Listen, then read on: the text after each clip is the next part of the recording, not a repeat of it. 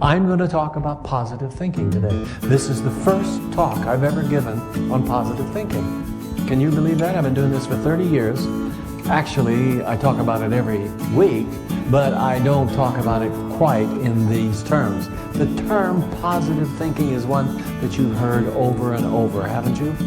I mean, it's a term that has been made popular by Dr. Norman Vincent Peale when he wrote that wonderful book, The Power of Positive Thinking, which I think is one of the greatest self-help books that's ever been written. And if you've not read it, I recommend that you get a copy and read it. The interesting thing about this is that, well, let me go back a little bit. Back in 1987, Dr. Ernest Holmes, had he lived, our founder, started this whole business called Science of Mind, would have been 100 years old.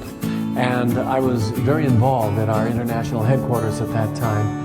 And the decision was made out there that we wanted to honor his 100th birthday. And one of the things that they were going to do was they're going to run articles and comments in the Science of Mind magazine every week for the whole year. Comments from people that had known Dr. Ernest Holmes, one of whom was Dr. Norman Vincent Peale. Now, you know, he comes from he was not a very traditional person, but he comes out of a rather traditional discipline. And this was kind of surprising for some people to read the comments that he made. One of the things that he said was, wow, Ernest Holmes, he taught me positive thinking. I've said before, that's the kind of thing we ministers like to make up, you know, to tell people, but this is the truth. Look it up in one of the editions of 1987 Science of Mind magazine. Good luck if you can find it. At any rate, Norman Vincent Peale, he was wonderful. But you know, there's nothing that is really new about this whole business of positive thinking, if you will. And as I say, I've referred to it in various ways in virtually every sermon that I've ever given. You've heard me quote a number of different people, but here are some other quotes. First one from Norman Vincent Peale. He says, "Change your thoughts and you change your world." Now, does that sound familiar to you? We have a slogan in the Science of Mind that you'll see printed in various places. It says, change your thinking, change your life. And here's another one, and that is from Abraham Lincoln. He said, people are about as happy as they make up their minds to be. Isn't that neat? And I think if we take that to heart, we begin to realize it, just like it says in the Psalms where we have that statement, as a man, a person thinks in his heart. That is, at the deep emotional level, so is that one's life going to be. And of course, throughout the scriptures of every religious tradition, we have the masters of the teachings telling us that as you think, so you are going to be. So there's nothing new in it. And as a matter of fact, it's so familiar, these ideas are so familiar to us that sometimes we take them for granted. And I think sometimes the term positive thinking is overused. And as a result, misunderstood by a lot of people. Now, somebody will say, well, now you got to think positive. And sometimes when people say that, I want to punch them. Now, I don't really. I just like to say that. It gets people's attention. And the reason for that is that what they're saying is, oh, don't think that, don't think that, don't think that. No, something is happening, something going on over here. I'm supposed to stand back and say, oh, no, it isn't happening. I'm going to think positively. And I know if I think positively, it's not going to happen. In the meantime, I break my leg. Or you know what I'm saying. That's not what we mean by positive thinking. We see, like Ernest Holmes says, we recognize what's going on, and we see it as an experience, and then we take action and direct ourselves in a very affirmative way to bring the powers of the universe to the center of this so that we can bring about the transformation that we need, whether it's a broken leg or a broken heart. This is what positive thinking is about. One of the things I want you to understand about positive thinking, it's not something that we do to make something happen. See, it's not something, we do not make something true by just saying it so.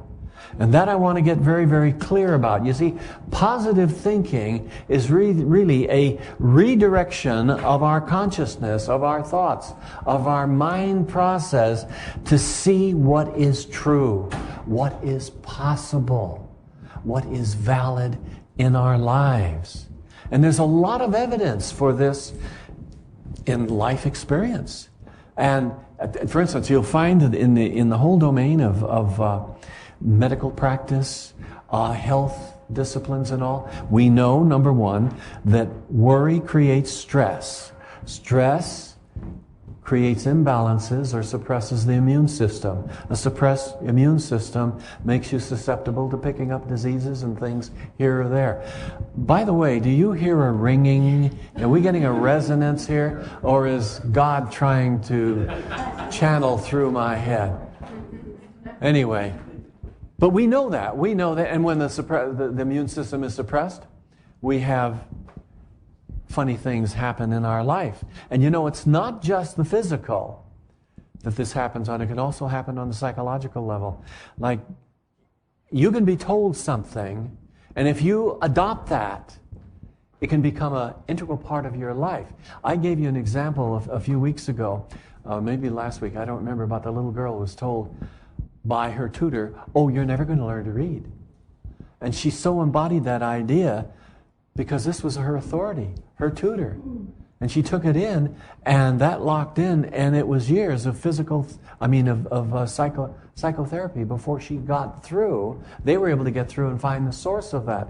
And that was an idea that was a negative idea. It was an idea that was not true. And that became implanted in her. Let me give you another example.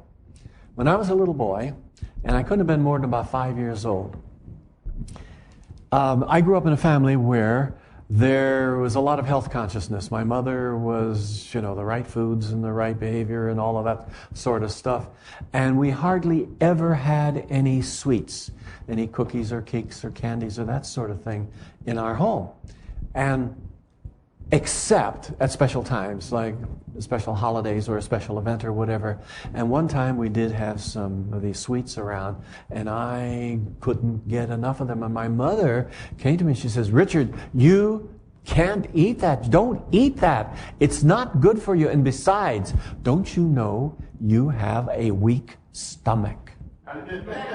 You have a weak stomach. I didn't know I had a weak stomach. She says, "Yes, and you eat that stuff, and it'll make you sick. It'll give you stomach aches and make you sick." Well, I think I was a middle-aged teenager before I really questioned that, because every time I'd eat cakes and I love pancakes. I used to make my own pancakes, and I love pancakes. I pour just a little bit of syrup on them, but every time I'd get cramps in my stomach. And I finally questioned this. I thought, wait a minute, do I have a weak stomach? I told myself that over and over. And one day I talked to my mother about it. And she said, "Oh, I just told that to you because I wanted to discourage you from eating that kind of stuff. No, you didn't really have a weak stomach." My weak stomach was gone. I still love pancakes, and I'll make pancakes occasionally, and I really pour the syrup on. I don't get a stomach ache from it. But this is the kind of thing that can happen, and the ramifications of that sort of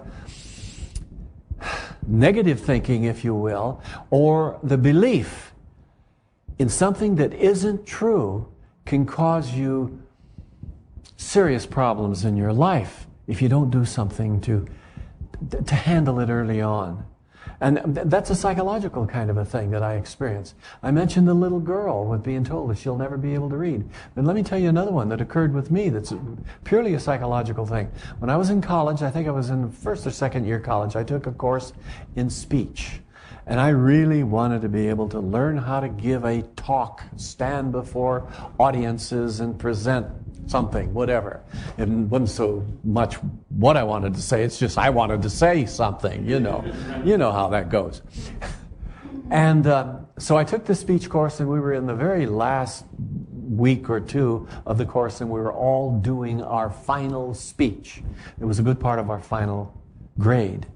And it was a 5-minute speech. You have 30 people in a class. It takes quite a while to get through all of that. And I prepared. And by the way, it was a positive thinking speech that I was going to give.